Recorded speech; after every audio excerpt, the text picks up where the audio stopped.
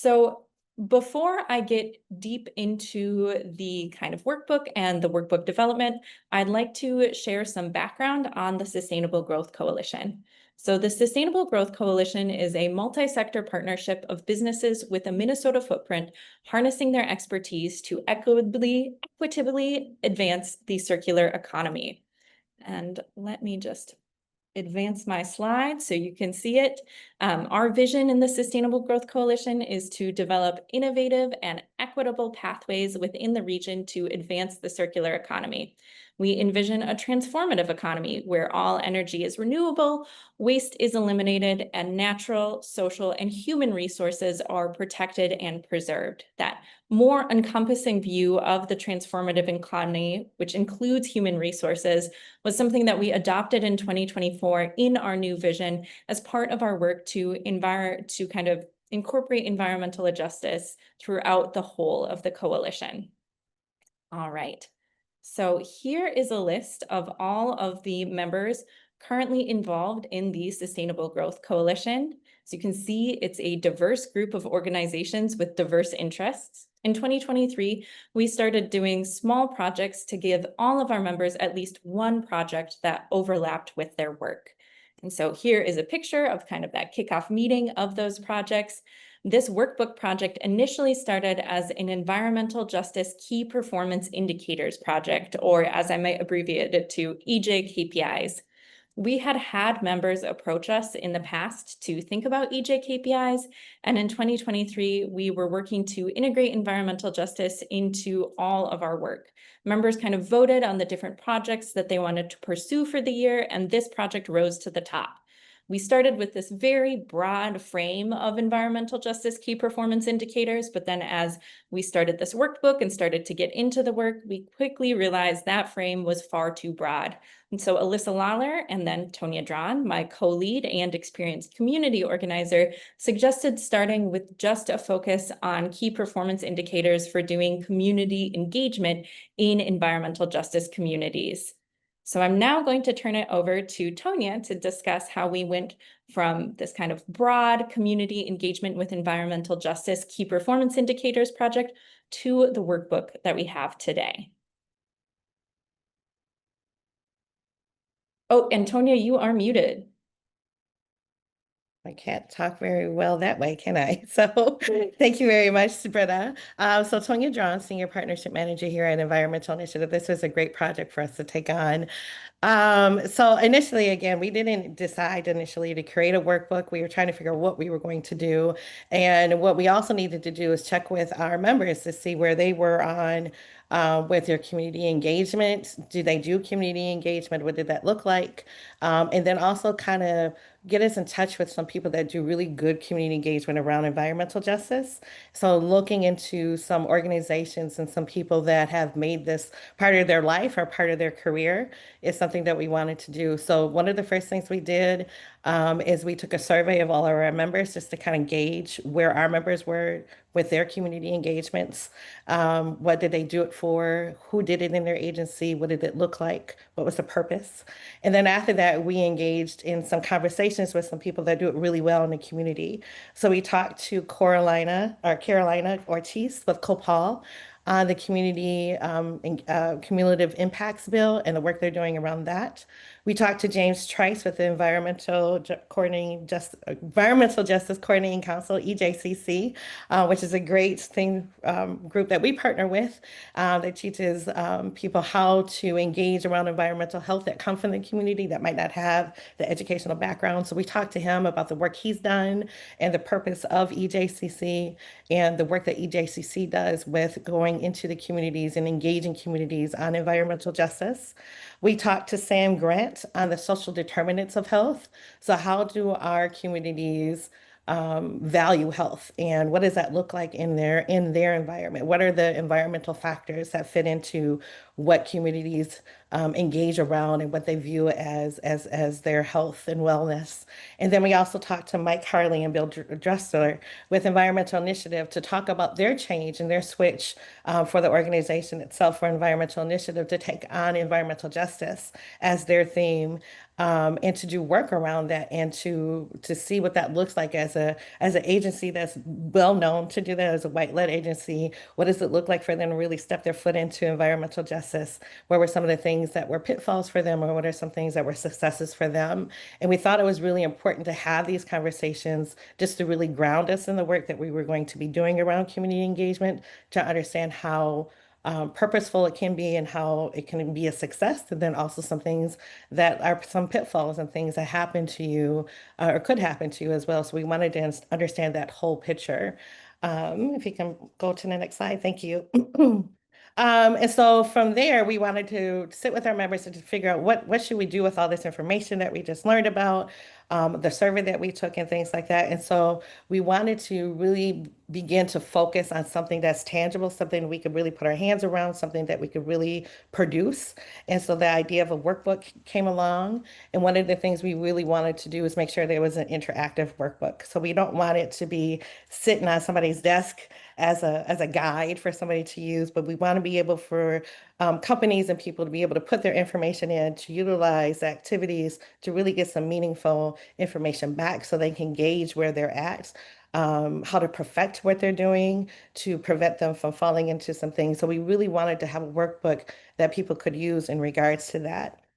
So we began our work in 2024 to think about what that workbook would look like. And so when we thought about community engagement, even with the workbook, we always knew we wanted community engagement there, right? But we figured we would do so much of the work and then ask for the community engagement to be done. So we did a whole bunch of work.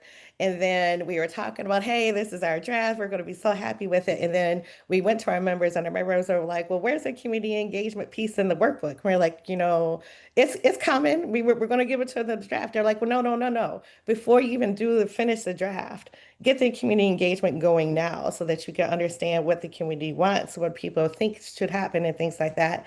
And so what we were able to do is put our first community panel together.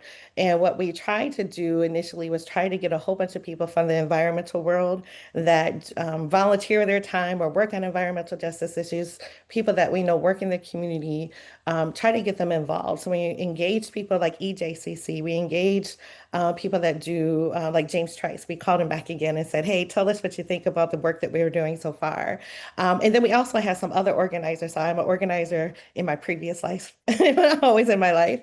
And so I even had some organizers that work around other things that I know do some great community engagement. So we had organizers from all different types of walks of life come in and really look at this workbook with us and really kind of tell us what they thought about it, and things like that. So our first session was in September of 2023, correct? 2023. And so we had that going, and we're so glad we did, because after their input, we totally changed what we were doing on that workbook. So we came from a stance of using a lot of terminology, and putting it in a certain way that the community organizers, like, if you're in this business, you would know it, but we need you to back it down a little bit, put it in plainer language for people, be a little bit more interactive, be a little bit more purposeful in what you're doing. And so the workbook at that point took a big, huge change. Directly from their feedback. So we're really happy they came along when they did, and we're happy that we listened to our members and had them come along when we did, because it changed the projection of the workbook, and it actually made us focus and be more purposeful on what we were doing with community engagement. And actually it had us create a flow chart, which is one of the best tools that we have in this workbook. We created a flow chart because of this community engagement panel and what they told us in the feedback from that. And so after that, we went through some more draft revisions and things like that. We added the flowchart in, we added some other pieces in that were really, really interactive. And we had another community panel in January of 2025. So January of this year, we had another community panel. We had some of the same people. So we did have a strong EJCC presence, where we were so thankful for. And we had some other people come on board too to kind of look at our revisions, look at the floor chart and things like that. And so we were able to do that. And so we do have one of our community panelists here that sat on, I believe she was in our September panel, the one that first told us to change what we were doing and make sure we had it in plain language. And so per Pearl is on board, and I'm going to give Pearl just a moment to talk about her experiences with us in September. How did it feel like being part of the community panel, telling us to change what we were doing to make it easier for companies to use, and just even, what she thought, companies could get out of a book like this. So Pearl, you want to take over for a moment? Thank you so much for that warm introduction, Tonya. Um, this work is extremely important, and I am a community member as well as a EJCC fellow alumni. So I really enjoyed the perspective of the workbook and thought that it was very inclusive in grounding community members around the idea of what sustainability looks like and how to use those tools within their organization to build understanding and cohesiveness. It was really easy to use, and I feel that it really grounds and centers the work. So, and I wanted to make sure that it was something that individuals could understand in layman terms without a lot of, I don't know if saying overly, Jargon. yeah, over that jargon that, people that are not always able to relate to, right? But understanding how sustainability works, what that means, how community inclusiveness is important, because that builds in the safety components and level sets everyone in the work. So that was important to me in how it was being delivered, and how inclusive it built community into that. So Thank you, Pearl. Thank you. And thank you for being part of our conversation in September. And then we also yeah, have Jacqueline Thomas as well. She was part of our September group, but she's also been at our review sessions and has reviewed independently, and even was able to speak at our summer gathering. If some of you made the summer gathering, you might remember her. So Jacqueline, if you're ready, if you want to come on board and just kind of talk about your experiences as well, please.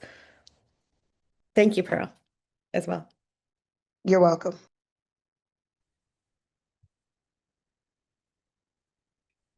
Good morning.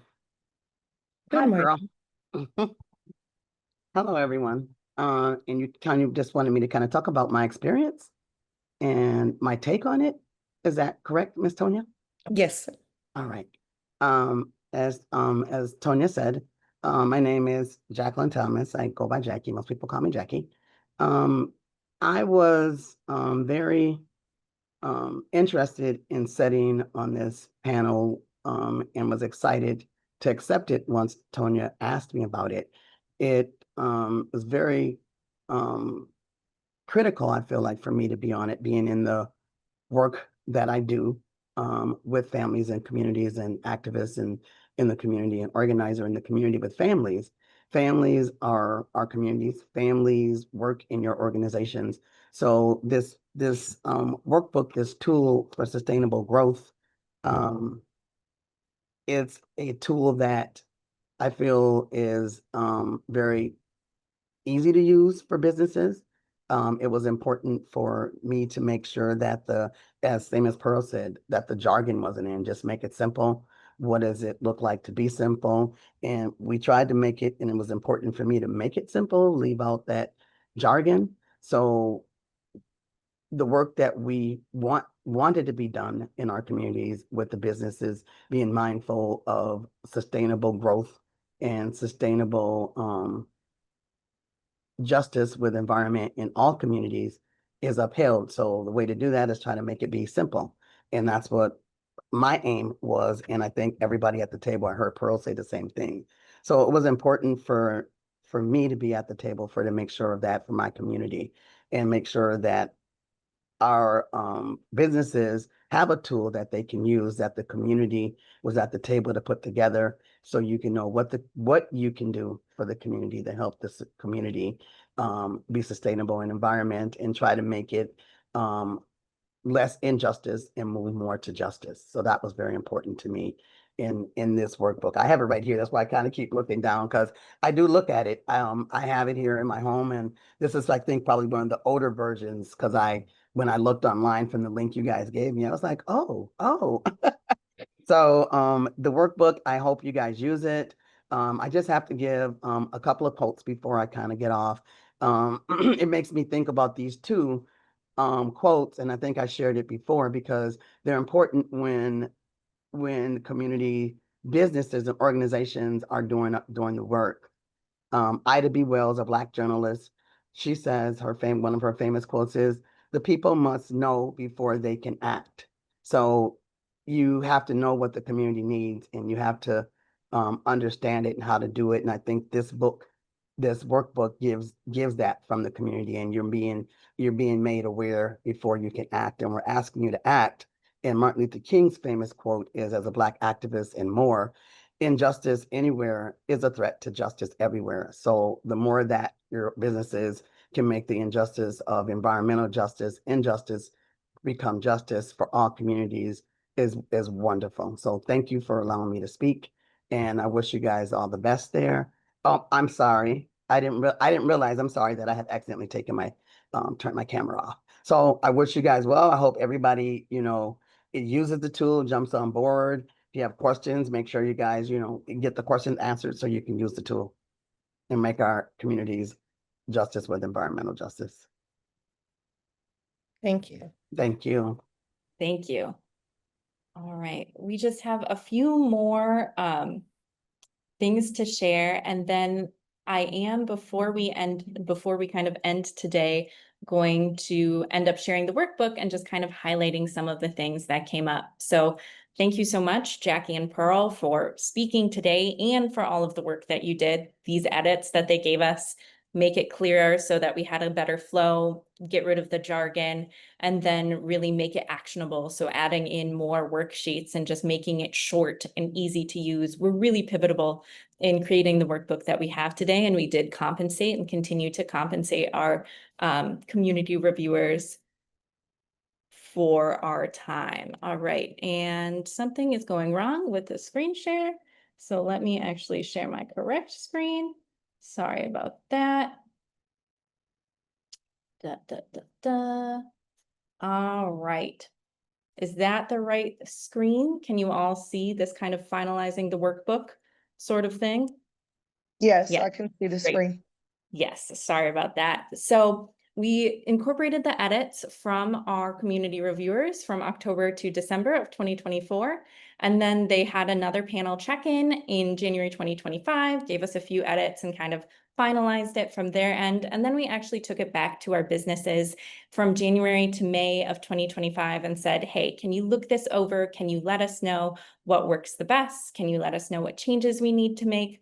And one big change that ended up happening was that because of the change in federal administration, we had businesses come to us and say, hey, we're interested in this. We want to do this community engagement work, but unfortunately, we can't use this workbook if it's outwardly labeled environmental justice. And so we kept the environmental justice pieces in, but we changed kind of the first page and the cover page to really more focus on community engagement instead, and then added some language in that really focused on saying, hey, use this as much as you can. This is a tool for you all. And so some of you may have attended the summer gathering where we debuted this. And obviously our audience for this through the Sustainable Growth Coalition was really businesses, but we've also found that nonprofits and government agencies have started to use this. And we actually are even using this at Environmental Initiative around some community engagement that we're planning. So I want to thank you all for being here today and encourage you to download the workbook from the SGC webpage if you haven't already. We really want this to be a living document and encourage you to give us your feedback. So you use this and then give us our feedback so we can refine it and make it an even better document. So I'm going to stop sharing the PowerPoint now and then actually go and share the document so that I can just talk through a few of the things that have really been highlighted by our community reviewers. So can you just see the workbook? Yes? Yes. Excellent. All right. So this is the workbook in its current form. And so we have table of contents, an introduction kind of talking about environmental justice and why it's important. And then for folks that are still able to really focus on environmental justice, some exercises to really map how your core corporate work overlaps with environmental justice and environmental justice statements. And so these are all fillable worksheets. So this is really a workbook that's meant to be used. And then really page 10, this flow chart is really what ended up being the thing that we added after that community review panel to help people kind of flow through all the different steps of community engagement. And so we have worksheets that correspond with every single one of these questions. So for example, if you're for us, we knew which communities we were trying to engage. And so we could say yes. We knew why we were trying to engage them, and we knew we were reaching out at the right stage, but we weren't sure how we were going to connect or contact these communities. And so then we can just go right down to this page and look at these resources, kind of saying, this is how you reach these different folks in community that you're trying to access.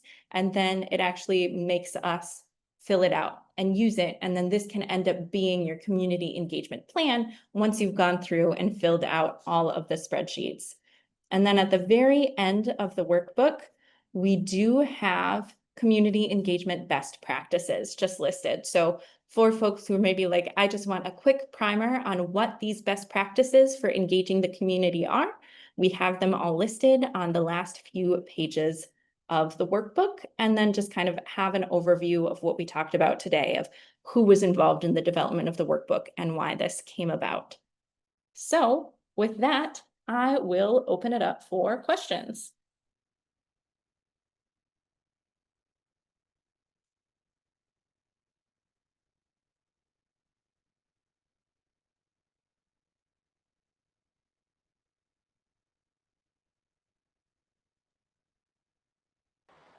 Hi, Britta, Britta. I had something to add if anybody doesn't have a question at the moment. Oh, I have a question. I'm just wondering if I can have access to the actual workbook because I haven't seen it. So I'm wondering where I can find it. Yes, yeah, Rachel just dropped in the chat. So if you go to the Sustainable Growth Coalition webpage and just scroll down to the middle under tools and guides, you just fill out a little form, you put in your email so I can track and come back and say, hey, are you using the workbook? How's it going for you? And then you'll get a prompt to download the workbook. So that is how you can access it. If you have trouble with that, let me know and I can email it over. Perfect. Thank you. All right, Jeff, I think you should add your comment as one of the folks who was involved in the creation of this workbook. Yeah, thanks, Britta and Tonya, and others that Pearl. Thanks for all your comments and giving a really nice overview of the hard work that went in from lots of different people. As you went through, Britta, just kind of showing the document and the tool itself, it reminded me to mention. So, as I think most of us are aware, environmental justice tools, screening tools, and various resources have become quite limited over the past 8 months or so. If you want to know more about where to go to find some of those resources, I was just at a conference last week, week and a half ago, talking about environmental justice in the brownfields redevelopment space. And so I'm happy to share some of that information if you want to connect with me offline on that. The other point to make is that a lot of folks at that conference, whether they were developers or regulators, had the opinion coming in to this session that my colleagues and I gave that environmental justice was dead, is sort of the phrase that people were using.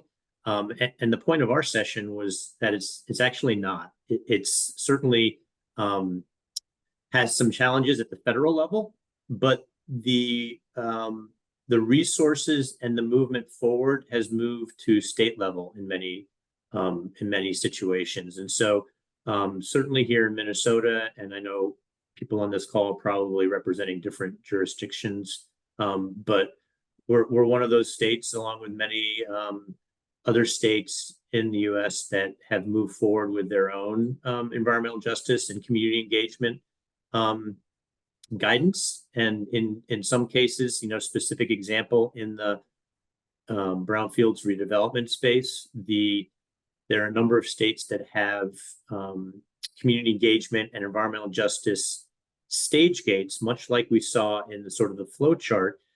They've inserted them and have legislation under discussion, for example, in Virginia, New York, New Jersey, around the permitting aspects of redevelopment and how environmental justice is critical, mainly to make sure that the community engagement plans are in place going forward. So cumulative impacts here in Minnesota plays a big role in that and some of the ongoing discussions and legislations. But if you want to know more, let me know. Happy to talk offline about it. Yeah, and I want to also give Jeff a shout out for helping us put together page 12 in the workbook, which does really list some of the environmental justice tools that are still in existence, especially state by state, and then some of the ones that have been kind of taken and copied from what used to be at the Environmental Protection Agency, but are now being hosted by individual nonprofits. So there are some tools around. Jeff is a great resource, but then if you have the workbook, there's at least some beginning tools also listed in that. And that was another big thing we had to edit from January to May before we ended up publishing the workbook, was just kind of redoing some of the work that we had referencing sites that no longer existed and re-referencing the new sites. So we will also be checking to make sure that these links are up to date. Any other comments or questions? I just want to say that in lieu of all of the administration changes federally, we have to remember that environmental justice is something that is going to be an ongoing fight, and that it speaks to all areas of our lives, period. Not just our air and our water and food sustainability and things of that nature, but who we are as individuals, and that this sustainability tool is ultra important. And we have to highlight that and the work that is going into it, because it is something that is definitely going to sustain all of us. The climate outside, whether it's racial, whether it's political, whether it's the air we're breathing, whether it's the water that we're drinking, whether it's the soil that we're planting our food and whatever, it affects us all around the board. So I'm just ultra grateful for the amount of work that's going into it, that we are continuing to, uplift this fight, and that we do continue this work, because this helps build sustainability for us all. Yeah, thank you for that, Pearl. I really appreciate that, and all of the work that you've put into this and the work you continue to do with the Environmental Justice Coordinating Council and others. So, anything else that's coming up for folks? If you have individual workbook questions or feedback too that you don't want to share right now, please feel free to reach out to Tonya and I as well. I can just drop our emails in the chat.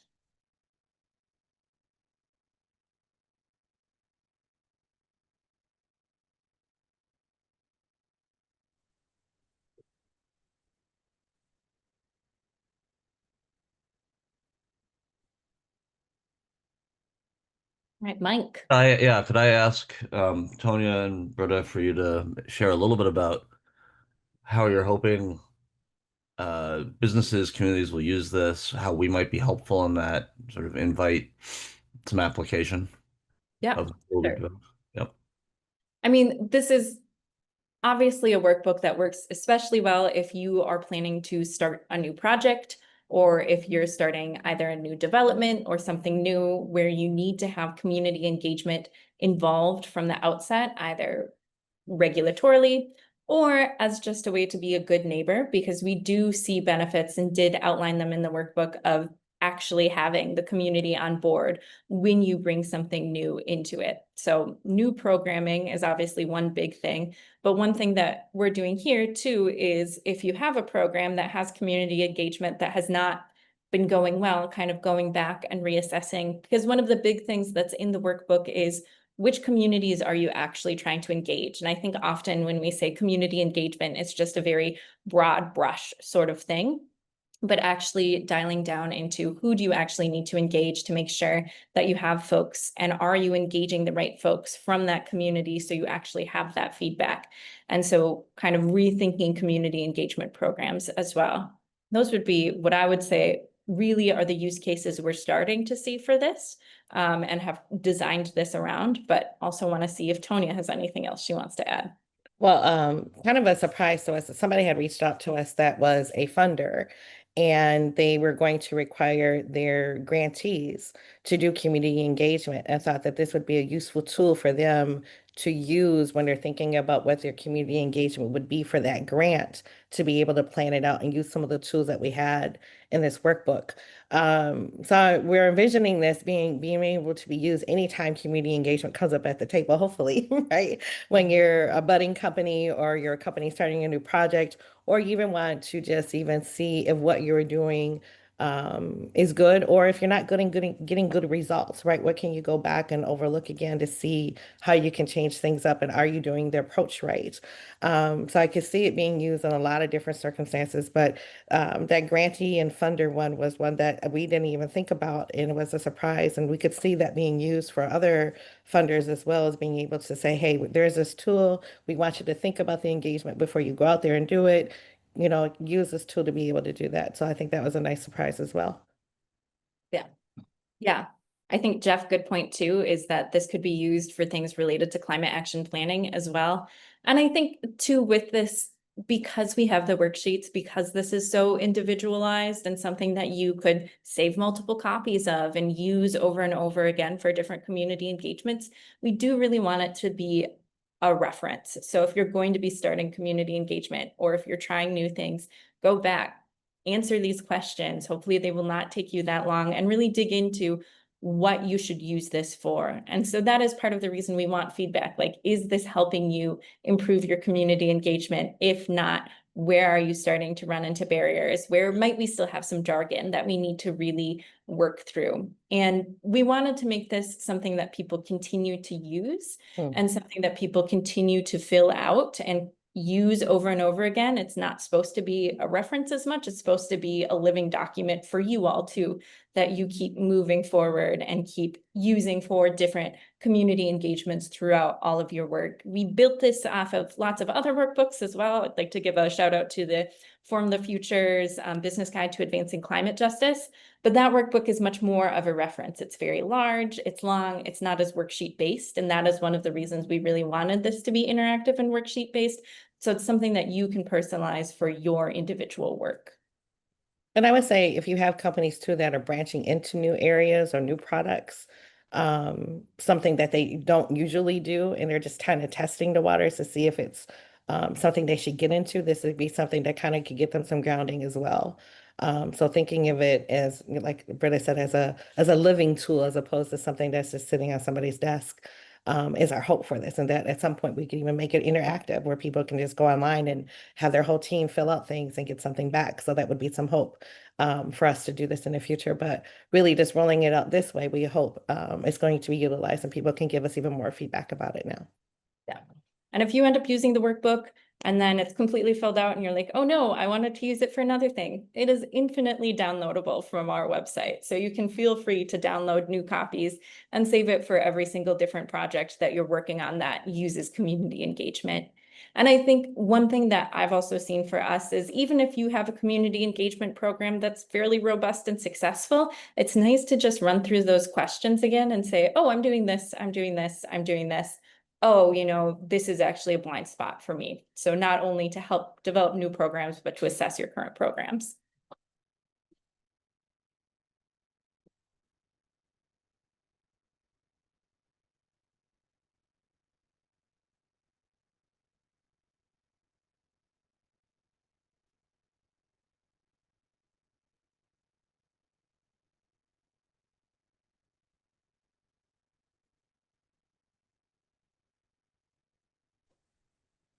All Hey, right. Britta and Tonya.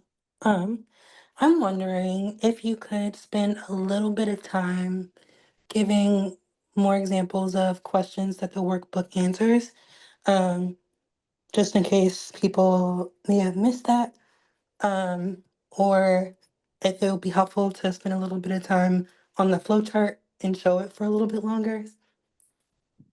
Yeah, we can certainly just quickly run through the flow chart and kind of talk about the thinking behind the flow chart too, because I think that's important to say, like, why did we decide these were the questions that we should be using? So can you see the flow chart, and is it very large, hopefully?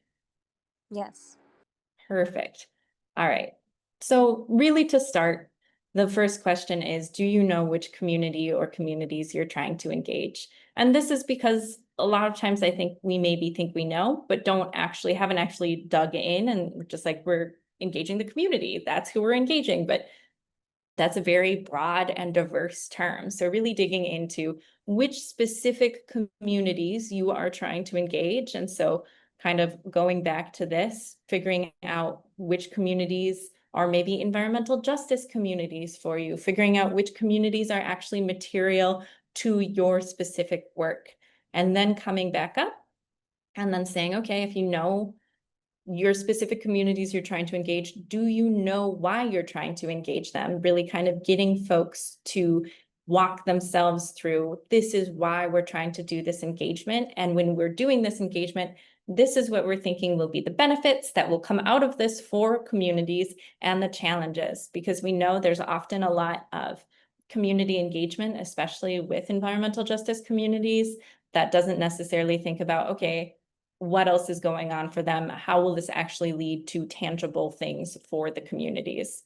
So kind of then, if you have walked yourself through that, the other thing, and this was actually a big thing that came out of the review panel, was making sure that communities had potentially the right of refusal and were engaged at the right time. Because a lot of times we've also seen community engagement where it is engaging communities kind of as a check mark at the end of the project. But that's not actually going to be meaningful community engagement, because they're not going to be able to actually meaningfully affect the project. Just like we actually ended up I was having. gonna say, just like our lesson learned as well, right? When we didn't engage the community panel before we started our drafts and things like that. We engaged them after we had our working product and we were ready to go with that working product, but the community engagers stopped us and said, "Hey, wait a minute, that doesn't make sense, or this doesn't flow right. This doesn't work for us." And so what ended up happening is something like this, where we were like, what if and or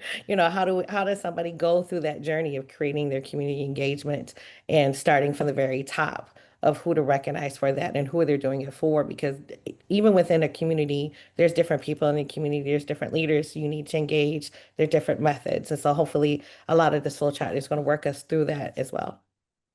And I think this also kind of gets to Mike's question as well. So really starting with this at the beginning of any project. So you're not just like, oh no, I need to do community engagement, and then recognize like, oh no, I didn't do this early enough. So this is really also meant to help you build this into the full work that you are planning. So kind of, if you have started building this into the full work, do you know how to actually contact and reach out to the communities you're trying to engage? And as part of this too, we really tried to focus on reaching out directly to the communities, to those grassroots organizations, instead of going through maybe a third party that would reach out to those grassroots organizations on your behalf, but going directly to them so they can get more of the benefits from actually being contracted with you to do this engagement. And that kind of is the point too, where we talk about bringing in contractors, because we understand folks' capacity is limited. This isn't necessarily to say you have to do this all by yourself, but it's to help you guide through and think about, okay, when do I need to bring a contractor on potentially because I don't have the internal capacity to be able to do this engagement.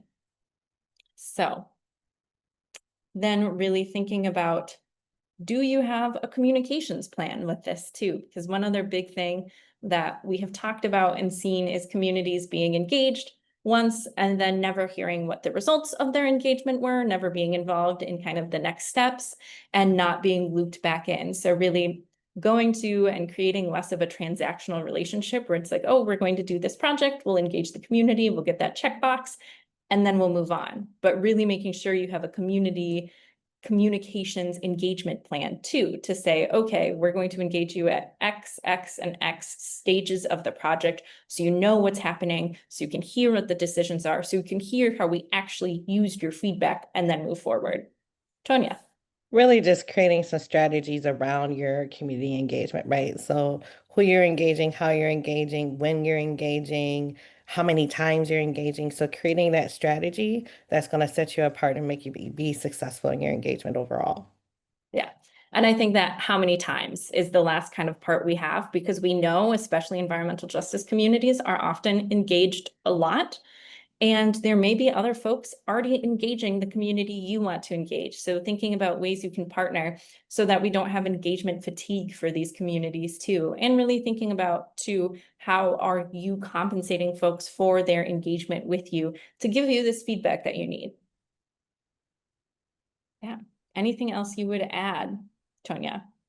I think just bringing the community along in your project, right? So, like Britta was saying, many times we just engage and we're one and done. But thinking of pulling them in so that the next time you have to do community engagement, you built that trust and that relationship so that it's much easier to do it in the future. Yeah. Thanks for that point, Jasmine. All right. Thank you all once again for attending. Thank you for hopefully using this resource. And please reach out to us if you have any questions or if you want to discuss this workbook further. So with that, we will wrap up, and I hope that you all have great rests of your Thursdays. Thank you all. Thanks Thank you all. all. Thank you.